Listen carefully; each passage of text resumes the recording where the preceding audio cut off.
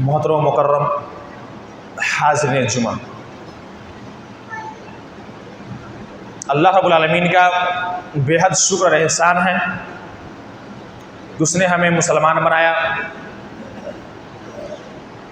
और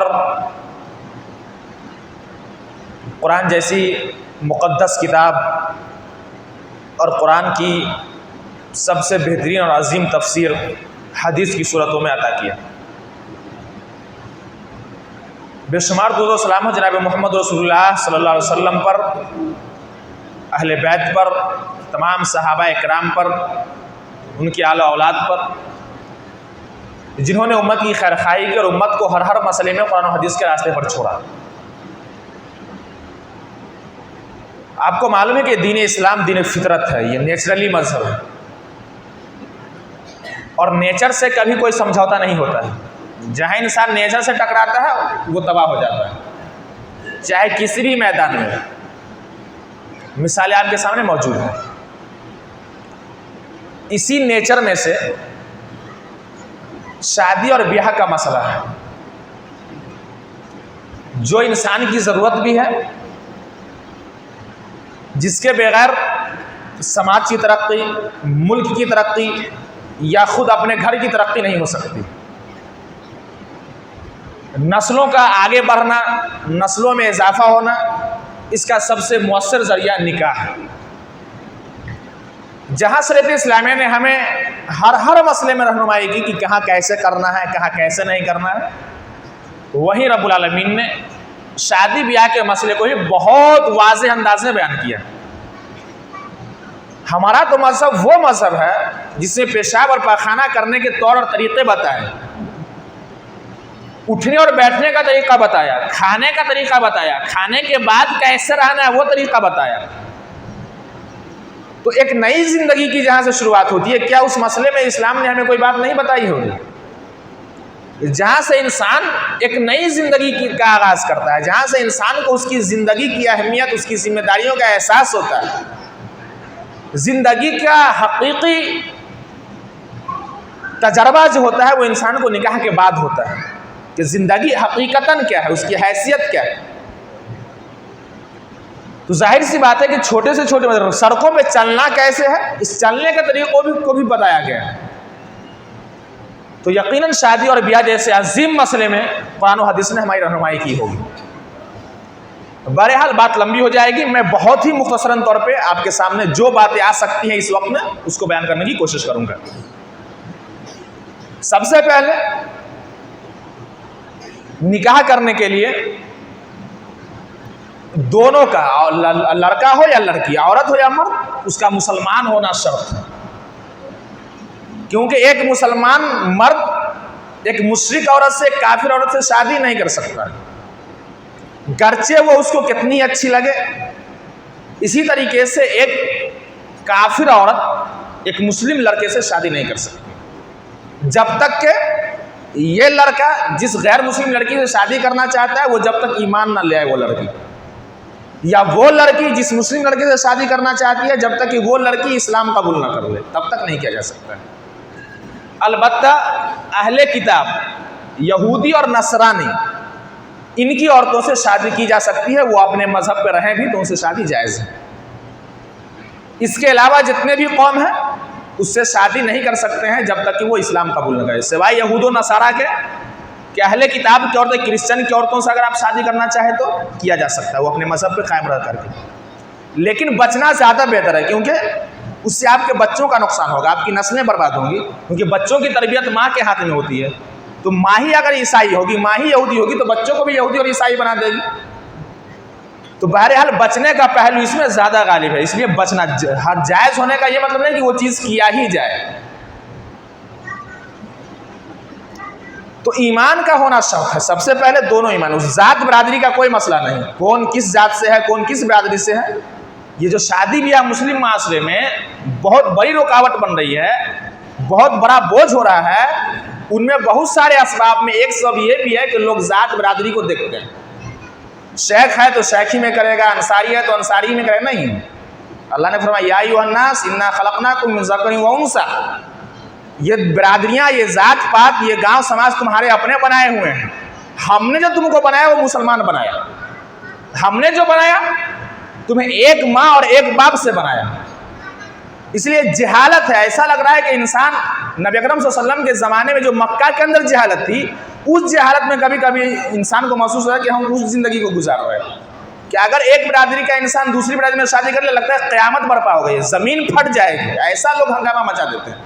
ये बदतमीज़ी है और बदतमीज़ी के साथ साथ जहालत है। इस पर कंट्रोल किया जाए। कलमा को मुसलमान होना चाहिए। अब आपकी रजामंदी ये ज़्यादा असर करेगी कि आप करना चाहते हैं कि नहीं करना चाहते हैं, लेकिन करेंगे तो कोई आपको रोकने वाला नहीं होगा, क्योंकि ये इस्लाम है ना। इस्लाम के यहाँ पे कानून इस्लाम के यहाँ पे अपना कानून आप नहीं चला सकते, क्योंकि ना तो आपकी कोई औकात है ना आपकी कोई हैसियत है। दूसरी बात निकाह के मसले में कि जब बात तय हो गई कि इस लड़के की शादी उस लड़के से होनी है या उस लड़की से होगी, तो उसको देखा जाएगा। एक सहाबी अल्लाह के रसूल सल्लल्लाहु अलैहि वसल्लम के पास आया, फरमाया कि या रसूलल्लाह इन्नी तज़व्वज़तु इम्राअतन, अल्लाह के रसूल मैंने शादी कर ली एक औरत से। तो यहाँ पे शादी करने का मतलब शादी कर नहीं लिया, ऐ अरदतुन निकाह, मैंने उस औरत से निकाह का इरादा कर लिया। तो अल्लाह के रसूल ने फरमाया क्या तुम उसको देखे हो? फरमाया कि नहीं। फरमाया कि उसको देख लो, उसके बाद फैसला करो। उसको देखने की इजाज़त होगी। अब हमारे समाज में भी अजीब अजीब किस्म है देखने की। जिसको पूरी जिंदगी गुजारनी है एक दूसरे के साथ वो नहीं देख सकता है, और जिसके लिए एक मिनट भी देखना जायज़ नहीं है वो देखेंगे। जैसे लड़के की तरफ से अगर लड़की वाले को देखना हो तो कौन जाता देख? लड़का नहीं जा सकता है, उसका भाई जाएगा, उसका बाप जाएगा, उसका चचा जाएगा, उसका दोस्त यार जाएगा, उसका खलेरा भाई जाएगा, फुफेरा भाई जाएगा, वगैरह वगैरह। ये कैसी अकल के ऊपर पर्दा पड़ गई है, कैसा पर्दा है अकल और दिमाग के ऊपर कि जिसके लिए एक सेकंड भी देखना जायज़ नहीं है वो जाकर के पसंद करते हैं, और जिसको पूरी ज़िंदगी उसके साथ रहनी है उसको नहीं जाने देते हैं। ये हराम है। और जब हराम निकाह से पहले ही वाला कदम आप हराम उठा लिए तो फिर शादी और निकाह में बरकत कहाँ से होगी? देखेगा तो डायरेक्ट लड़का देखेगा, डायरेक्ट लड़की देखेगी। कैसे? लड़की की माँ या लड़की का जो वली होगा, उसका भाई, उसका बाप, चचा, खालू वगैरह जो भी होगा वो लड़की के साथ होगा। इसी तरीके से लड़की के साथ लड़के के साथ लड़के का लड़का जो होगा मर्द, उसकी बहन हो सकती है, उसकी माँ हो सकती है, उसकी चाची होगी, उसकी फूफी होगी। इसके साथ उधर से कोई औरतें इधर से भी हो उधर से भी कोई मसला नहीं है। या फिर लड़की की तरफ से कोई भी उसका महरम रिश्तेदार हो और लड़के की तरफ से उसका महरम रिश्तेदार हो, वो दोनों एक कमरे में जमा हो, एक जगह पे जमा हो जहाँ पे मुनासिब जगह हो दोनों के मिजाज के एतबार से, और लड़का एक नज़र लड़की को देखे और लड़की एक नज़र लड़के को देखे। उसी में बहुत सारे मसले का हल हो जाता है। पसंद है नहीं है क्या नहीं है वहाँ पे बात क्लियर हो जाती है। अब लोग अलग अलग नज़रिए से देखते हैं और लड़के का क्या नज़रिया होता है देखने का उसको कोई मालूम नहीं करते हैं, तो ये हराम है, जायज़ नहीं है। लड़के को देखना है, लड़की देखेगी लड़के को, क्योंकि उसको फैसला करना है, ज़िंदगी उसको गुजारनी है, आपको नहीं गुजारनी। क्योंकि अल्लाह के रसूल ने इजाज़त दिया कि नहीं दिया कि क्या तुम उसकी तरफ देखे? ताकीद के साथ पूछा।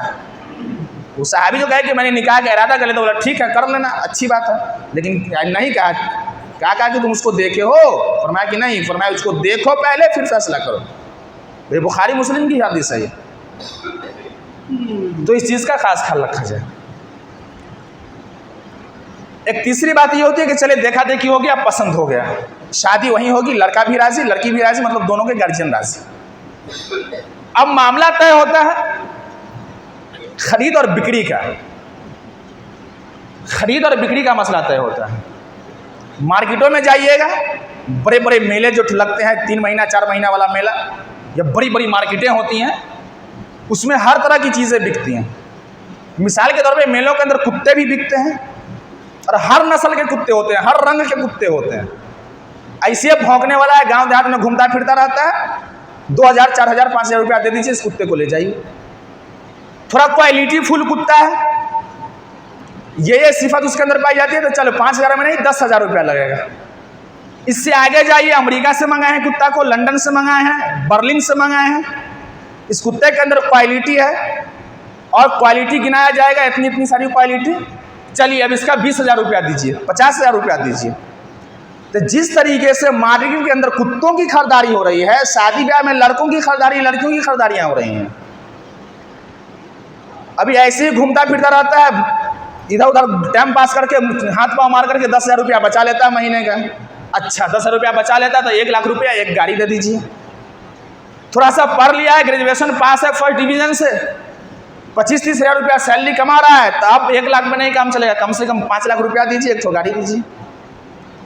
थोड़ा सा और आगे बढ़िए, लड़का PhD है, डॉक्टर है, प्रोफेसर है, सऊदी में जॉब कर रहा है, अमेरिका में जॉब कर रहा है, जर्मनी में वो काम कर रहा है, पूरे प्लांट का मालिक है वो, उसके अंडर में 20-25 मजदूर रह करके काम करते हैं, तब इससे काम नहीं चलेगा। कम से कम एक 4 चक्का दीजिए और कम से कम एक रहने के लिए रूम दीजिए, वगैरह वगैरह। तो जैसे वहाँ कुत्तों की खरीदारी हो रही है, यहाँ इंसान की खरीदारी हो रही है, सेम टू सेम। ये सब हराम है, ये सब हराम है। और नमाज पढ़ने वाला शख्स जहेज लेकर के ये ना सोचे कि उसकी नमाज उसको जन्नत में लेकर के चली जाएगी। बसा औकात होता है कि बेटा नहीं लेना चाहता है, लेकिन बाप अड़ जाता है कि लेवे करेंगे तो जिम्मेदार आप होंगे, आपको दागा जाएगा पीठ को, जो लिए है ना उसको आग का गोला बनाया जाएगा और दागा जाएगा आपको, बेटा को नहीं। इसलिए खबरदार होकर के रहिए।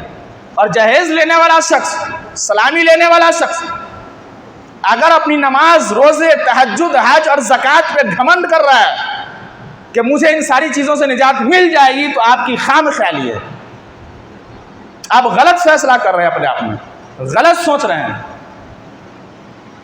इसलिए तौबा कीजिए, तौबा, और आइंदा ना लेने का इरादा कीजिए, क्योंकि ये हराम माल हुआ ना जहां से आप ले रहे हैं।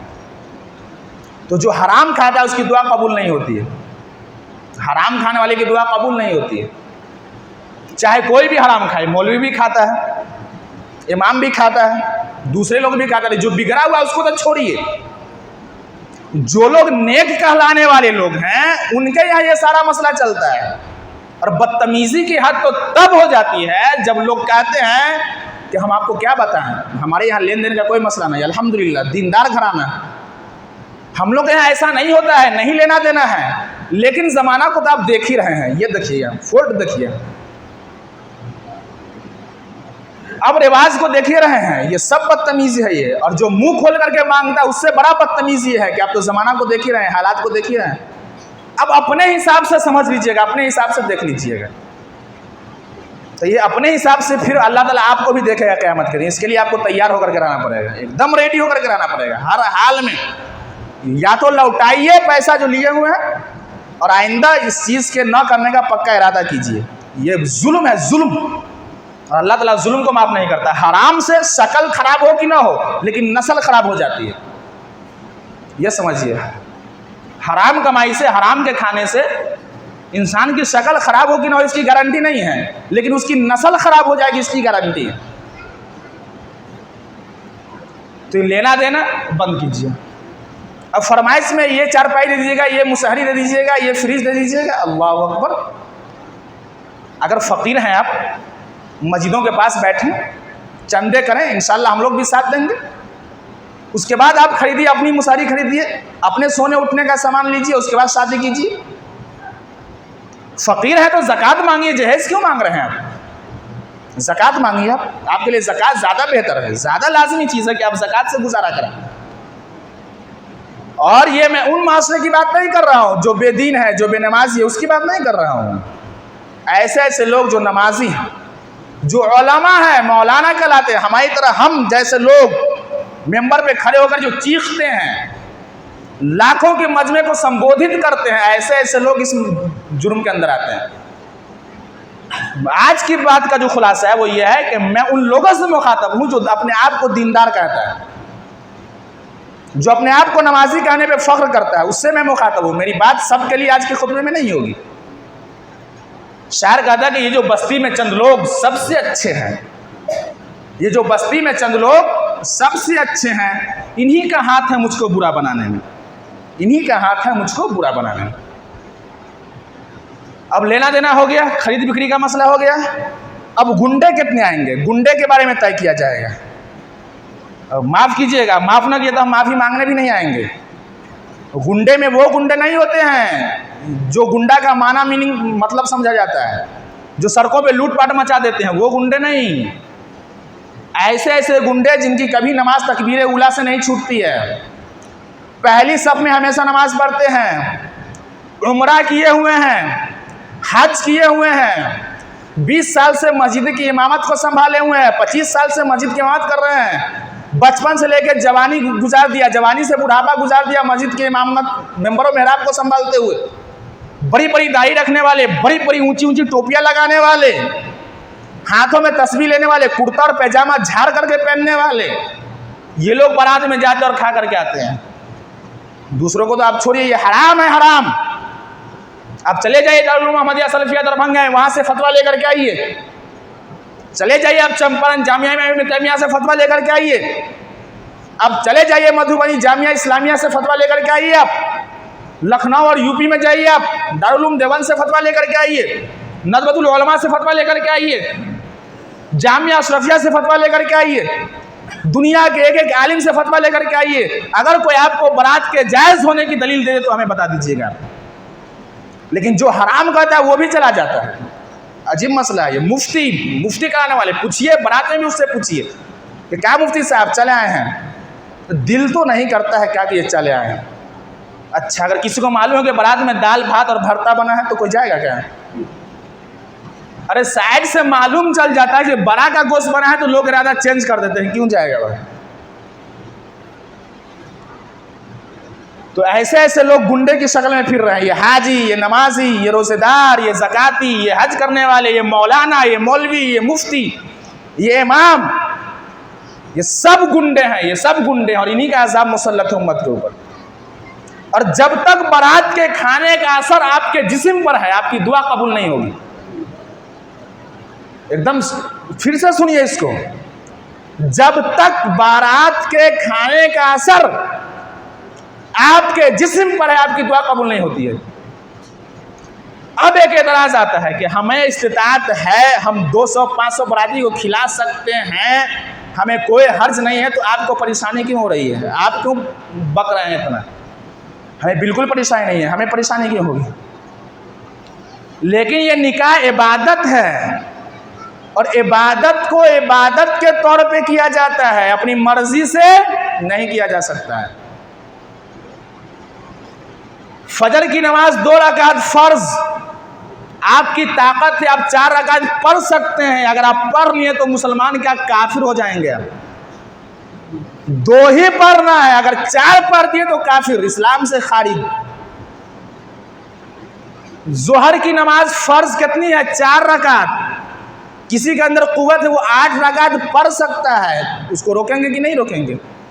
रोका जाएगा, इसलिए कि इस्लाम का जो कानून है वो 4 रकात ही पढ़ने का है। मगरिब की नमाज है 3 रकात। कोई कहे कि 1 रकात पढ़ने में क्या अर्ज है, 4 रकात पूरा कर लेंगे, वो मुसलमान नहीं रहेगा, काफिर हो जाएगा। इबादत है, और इबादत अल्लाह के कानून के हिसाब से होती है। इसी तरीके से शादी ब्याह भी इबादत, और इबादत अल्लाह के कानून के हिसाब से होती है। अपनी हैसियत दिखानी है, ताकत दिखानी है, वलीमे में दिखाइए। आप करोड़ों रुपया खर्च कर दीजिए वलीमे में, जितना खर्च कीजिएगा उतना सवाब लूटिएगा। हैसियत तो है यहाँ पे, यहाँ दिखानी है हैसियत ना। तो इरादा कीजिए आज से, अल्लाह से वादा कीजिए कि अब तक जिंदगी का जितना हिस्सा बाकी है आप बारात नहीं जाएंगे। अल्लाह से वादा कीजिए। दुआएं कबूल नहीं हो रही हैं। लोग 10-10 साल से, 15-15 साल से एक दुआ कर रहा है, दुआ कबूल नहीं हो रही है। क्यों कबूल होगी? जो अंदर में भरा हुआ है वो तो हराम का भरा हुआ है, और हराम खाने वाले की दुआ कबूल नहीं होती है। दुआ कबूल होने के लिए कम से कम जो कपड़ा पहने हुए वो हलाल होना चाहिए, और जो खाना है पेट के अंदर वो हलाल होना चाहिए। ये 2 शर्त ज़रूरी है, और इस 2 शर्त के साथ अगर काफिर भी दुआ करता है तो अल्लाह ताला उसकी दुआ को कबूल करता है। अल्लाह के रसूल ने फरमाया कि जो बारात में जाने वाले लोग हैं ये चोर बन करके जाते हैं और डाकू बन करके निकलते हैं। एकदम बदन को सुकड़ा करके जाएंगे, बड़े शरीफ बन करके, और जैसे ही टेबल और कुर्सी मिलेगा वैसे उनकी गुंडागर्दी देखिएगा। घर पे साग खरीद कर खाने की औकात नहीं होगी, वो भी खस्सी के बूटी को छांटता रहेगा, ये अच्छा नहीं है, ये अच्छा नहीं है, ये खराब है। तो इन सारी चीज़ों से बचिए। पहले अपने आप पे अमल कीजिए, अपने आप को इस पैराए में ढालिए, तब समाज की इस्लाह होगी, समाज सुधार का जो ये माहौल है संभलेगा, वरना ऐसा नहीं होने वाला है।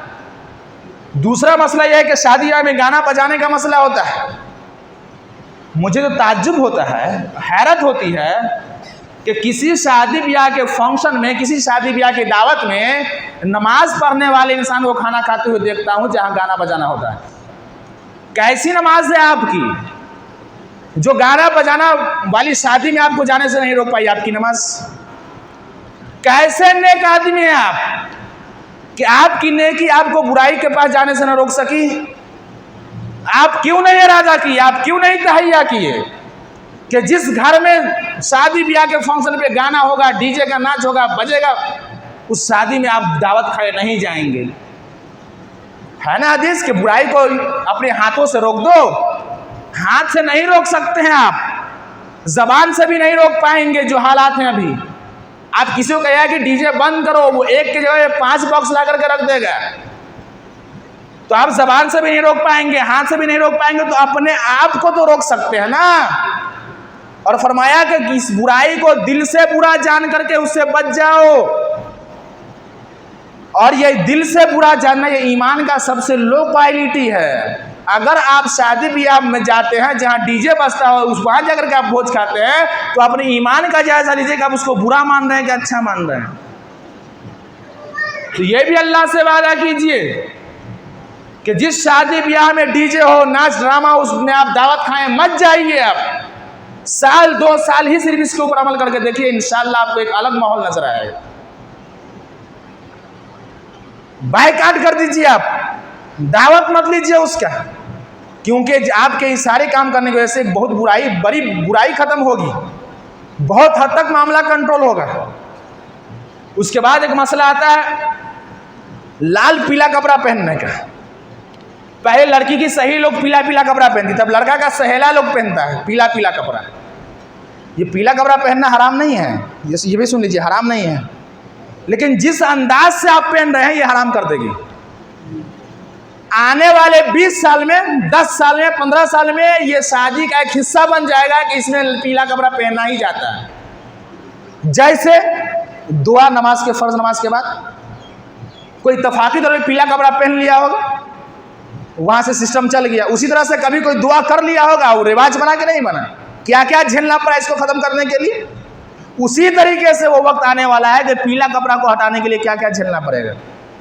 आप जब लोगों को रोकेंगे तो कहें कि ना अब्बा के ज़माने में होता था, दादा के ज़माने में होता था, आप क्यों रोक रहे हैं? तो पीला कपड़ा पहनना हराम नहीं है, लेकिन ये जो रस्म बनाए हुए हैं इस पर कंट्रोल कीजिए, वरना ये बहुत बड़ा खतरा आगे होने वाला है। इसको निकाह का हिस्सा ना बना दिया जाए कहीं, और बन रहा है, धीरे धीरे बन रहा है। बच्चा तो बच्चा है, जवान तो जवान है। जो बूढ़ा होता है, लड़का का बाप, लड़की का बाप, वो भी पीला पीला पहन करके रहता है। मौलवी के घर में होता है तो वो भी पीला कुर्ता सिला लेता है। इस पर भी कंट्रोल किया जाए। उसके बाद आता है मसला हल्दी लगाने का मसला आता है। ये हल्दी कुछ नहीं होता है, आप लगाना चाहते हैं लगाइए, नहीं लगाना चाहते हैं नहीं लगाइए, शादी का हिस्सा नहीं है। उलमा ने कहा है कि हल्दी से चूंकि चेहरे पे तरोताजगी आ जाती है, खूबसूरती में निखार आ जाता है, लगा सकता है, तो अपने से क्यों नहीं लगाएगा? माँ क्यों नहीं लगा देती है उसकी बहन क्यों नहीं लगा देती है, फूफी क्यों नहीं लगाती है?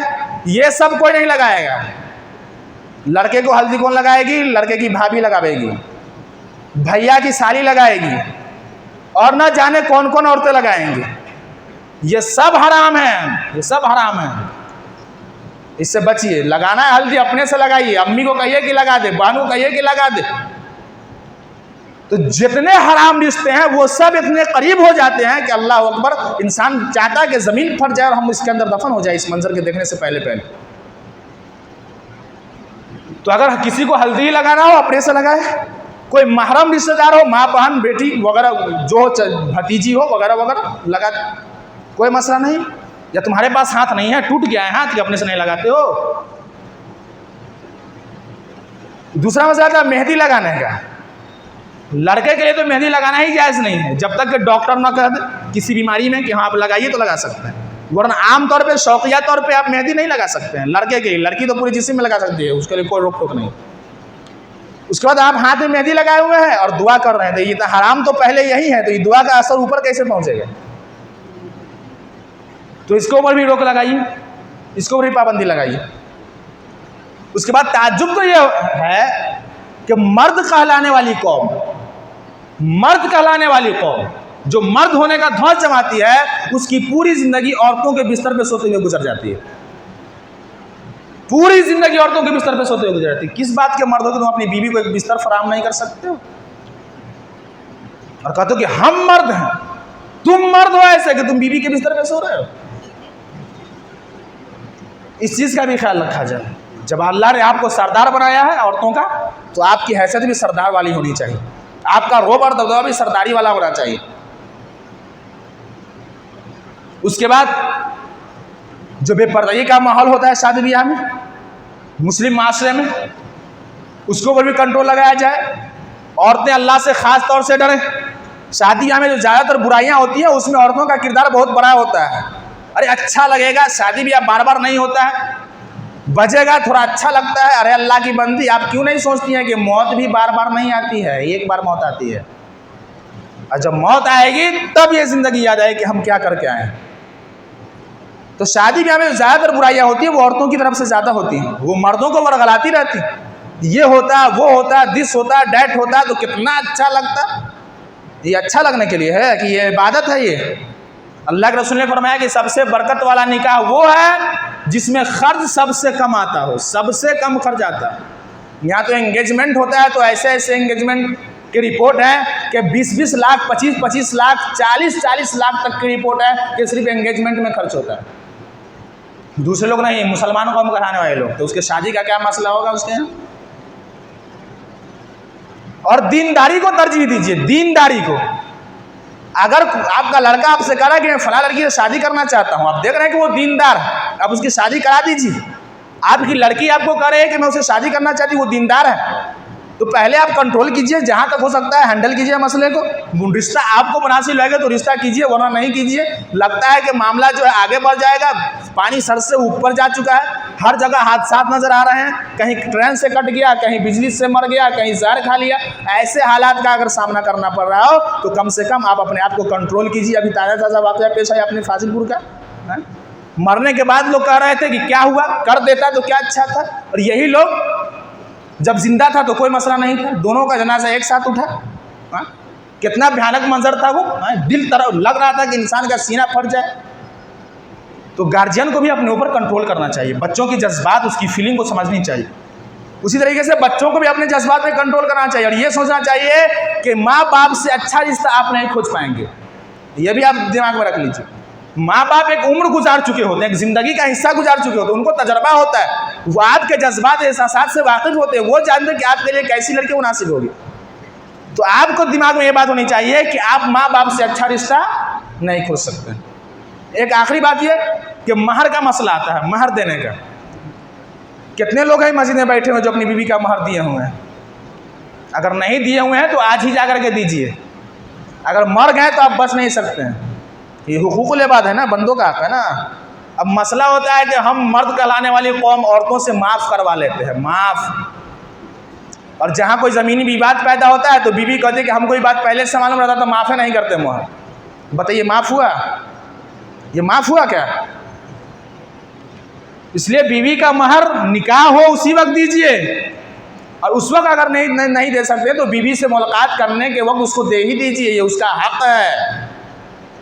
अब महर में क्या दिया जाएगा, कितना दिया जाएगा, महर के बाप को जब आप पढ़ेंगे, इसके चैप्टर को आप उल्टेंगे तो आपका दिमाग जो है हैंग हो जाएगा।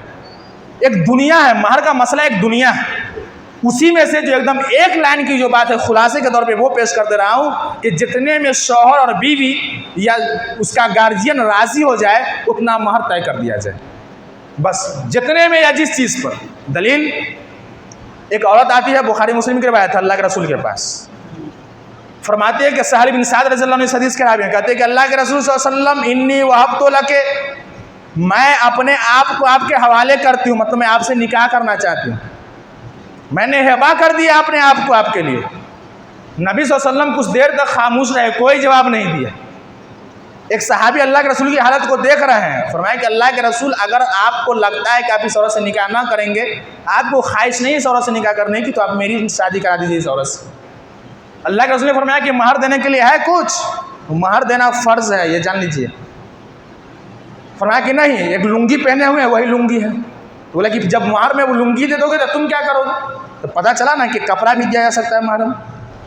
फरमाया कि इल्तमिस वलौ खातम हदीद, जाओ घर ढूंढो, अगर लोहे की एक अंगूठी ही मिल जाए तो उसी को महर बना लो। अल्लाह अकबर, लोहे की एक अंगूठी जिसकी आज के ज़माने में भी कोई कीमत नहीं है, 1 से 1.5 रुपया 2 रुपया, बहुत हाई क्वालिटी में जाए तो 5 रुपया, लोहे की अंगूठी। और ईमान देख रहे हैं साहब हम का, कि अल्लाह के रसूल मैंने अपने घर में ढूंढा, तलाश किया, लेकिन मुझे लोहे की एक अंगूठी भी ना मिली। फरमाया कि जाओ फिर ढूंढो, तलाश करो। अल्लाह का रसूल तलाश कर चुका, लोहे की एक अंगूठी भी नहीं पाया मैं। फरमाया कि तूने कुरान याद है क्या कुछ? फरमाया कि हाँ हाँ, फला फला सूरह ये सूरह सब मुझे याद है, यहाँ से ये चीज़ याद है। फरमाया कि अच्छा, तो इसी कुरान की सूरह को महर के एवज में तुमसे निकाह कर देता हूँ। यहाँ पे थोड़ा समझिए, सोचिएगा। साहब ने कहा कि मेरे पास एक इज़ार है, एक लुंगी है, वही महर में दे सकता हूँ, कपड़ा दिया जा सकता है। फरमाया कि वलौ खातम भी हदीद, लोहे की एक अंगूठी तलाश हो। लोहे की अंगूठी तलाश करने का मतलब लोहे की अंगूठी नहीं था, मतलब मामूली से मामूली चीज़ भी हो जिसकी कोई अहमियत तुम ना देते हो वही लेकर के चले आओ ना। एक खजूर ही का पीस हो वही लेकर के चले आओ, एक कागज़ का टुकड़ा ही हो जिसको काम में लाया जाता है, जिसमें कुछ लिख सकते हो वही लेकर के चले आओ। तो इल्तमिस वलौ खातम भी हदीद, लोहे की अंगूठी से मतलब एकदम गिरी हालत में कि अरे ये नहीं हुआ तो कम से कम ये भी तो कर लेते, हम लोग जो बोलते हैं वही वाला मामला है कि मामूली से मामूली चीज़ को ये महर बनाया जा सकता है। और क्या हो सकता है?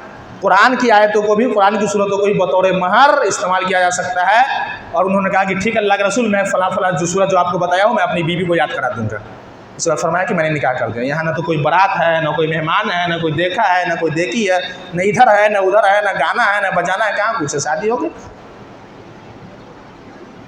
तो कम से कम आप अगर नेक बनने की कोशिश कर रहे हैं तो सबसे बड़ी नेकी ये सारी चीज़ है। इसके बगैर आप नेक नहीं हो सकते। आप नमाज भी पढ़े और सलामी भी लें, आप नमाज भी पढ़े बारात भी जाएं, तो ये नेकी नहीं है, नेकी का दिखावा होता है। अल्लाह ताला से दुआ है कि अल्लाह ताला सबसे पहले इन तमाम बातों पे मुझे और हमारे साथ साथ हम तमाम लोगों को इसके ऊपर अमल करने की तौफीक अता फरमाए। आमीन व आखिर दवाना अल्हम्दुलिल्लाहि रब्बिल आलमीन।